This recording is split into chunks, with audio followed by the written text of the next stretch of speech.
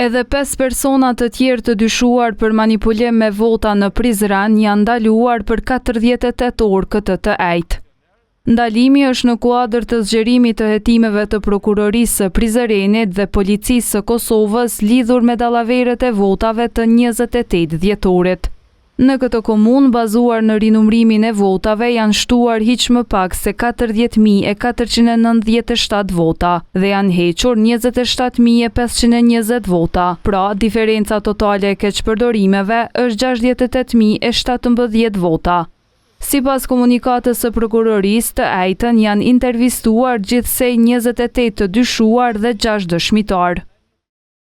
5 prej tyre pas intervistimit me urdhër të prokurorit të shtetit janë ndaluar për 48 orë. 4 prej tyre në cilësinë e kryesuesve të komisioneve për shkak të dyshimit të bazuar se kanë kryer veprën penale falsifikimi i rezultateve të votimit, si dhe një person në cilësinë e koordinatorit të KKZ-s për komunën e Prizrenit për shkak të dyshimit të bazuar se i njëjti ka kryer veprën penale keqpërdorimi i pozitës apo autoritetit zyrtar. Siç kupton televizioni, në mesin e të intervistuarve është edhe kryetari i Komisionit Komunal të zgjedhjeve Nusret Bytyqi, i cili është ndaluar për 48 orë. Blendi Gjini, avokat i Bytyqit, thot se arrestimi i klientit të tij është kundërligjor. Ky po dyshohet për momentin klienti im se ky si titull ekzekutiv që ka pasur, pozita e tij e lartë zgjedhor, që ky për shkak mosveprimit nuk ka reaguar ndaj parregullsive që kanë ndodhur me subjektet politike. Dua të deklarojmë se arrestimi i tij është kundërligjor, se vetë vullnetari që është dorëzuar dhe ka treguar bashkëpunim. Edhe Dardan Morina, avokat i njërit nga të intervistuarit gjatë së ejtës, tha se klienti i tij ka punuar në bazë të rregullores.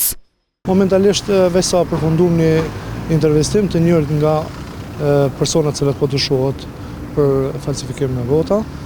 Është fjala për një kryesues në kuadër të një grupi që ka marrë pjesë në numrin e votave. Konsideron që gjithë punën që e ka bërë në qendër të numërimit e ka bërë duke u bazuar në rregullorën që përcakton se cilat janë detyrat e përgjegjësitë secilit prej anëtarëve dhe kryesuesit.